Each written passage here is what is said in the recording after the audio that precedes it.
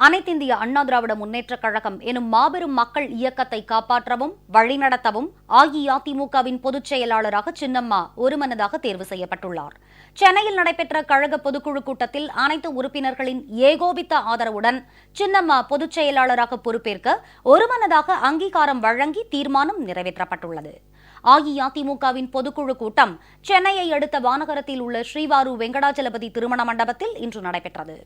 கழக அவைத்தலைவர் திரு இ. மதுசூதனன் தலைமையில் நடைபெற்ற இந்த கூட்டத்தில் தமிழகம் முழுவதிலுமிருந்து கழகத்தின் பொதுக்குழு உறுப்பினர்கள் பங்கேற்றனர். முதல் நிகழ்ச்சியாக மாண்புமிகு முதலமைச்சர் அம்மாவின் மறைவுக்கு இரங்கல் தெரிவிக்கப்பட்டது. மறைந்த மாண்புமிகு முதலமைச்சர் அம்மா அமரும் நாற்காலியில் அவரது திருவுருவப் படம் வைக்கப்பட்டிருந்தது. இந்த திருவுருவப் படத்திற்கு திரு மதுசூதனன் உள்ளிட்ட நிர்வாகிகள் மலர் தூவி அஞ்சலி செலுத்தினர். பின்னர் கழக பொதுக்குழு உறுப்பினர்கள் அனைவரும் எழுந்து நின்று மௌன அஞ்சலி செலுத்தினர்.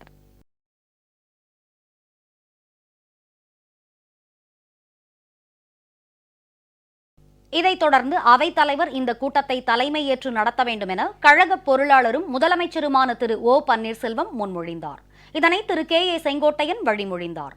இதனைத் தொடர்ந்து நடைபெற்ற கூட்டத்தில் 14 முக்கிய தீர்மானங்கள் நிறைவேற்றப்பட்டன. இவற்றில் 5வது தீர்மானமாக அனைத்திந்திய அண்ணா திராவிட முன்னேற்றக் கழக பொதுச் செயலாளராக சின்னம்மாவை நியமித்து பொதுக்குழுவில் ஒருமனதாக தீர்மானம் நிறைவேற்றப்பட்டது. இந்த தீர்மானத்தில் பேரறிஞர் அண்ணா, புரட்சித் தலைவர் டாக்டர் எம்ஜிஆர், புரட்சித் தலைவி அம்மா ஆகியோர் வகுத்தளித்த கொள்கைகளின் பாதையில் அஇஅதிமுகவை இனி யார் வழிநடத்திச் செல்வது என்ற நிலை ஏற்பட்ட போது 1.5 கோடிக்கும் மேற்பட்ட கழக உறுப்பினர்கள் அனைவரது நெஞ்சங்களிலும் மதிப்பிற்குரிய சின்னம்மாவின் பெயர்தான் எழுந்தது என தெரிவிக்கப்பட்டுள்ளது. எனவே அஇஅதிமுகவை நடத்துவதற்கு தேவையான நடவடிக்கைகளை எடுப்பது, கொள்கைகளை வகுப்பது, கழகத்தின் அன்றாட செலவுகளுக்கு வங்கிக் கணக்குகளை இயக்க பொருளாளருக்கு அதிகாரம் வழங்குவது, அனைத்து செயல்பாடுகளையும் ஏற்று நடத்த அதிகாரம் அளிப்பது ஆகிய பணிகளுக்காக கழக பொதுச் செயலாளர் நியமிக்கப்படுவது மிகவும் இன்றியமையாத பணியாக உள்ளது. அதனை முடிவு செய்யும் அதிகாரம் கழக சட்டவிதி 19 பிரிவு 8 படி பொதுக்குழுவுக்கு முழுமையாக வழங்கப்படுகிறது என தீர்மானத்தில் தெரிவிக்கப்பட்டுள்ளது.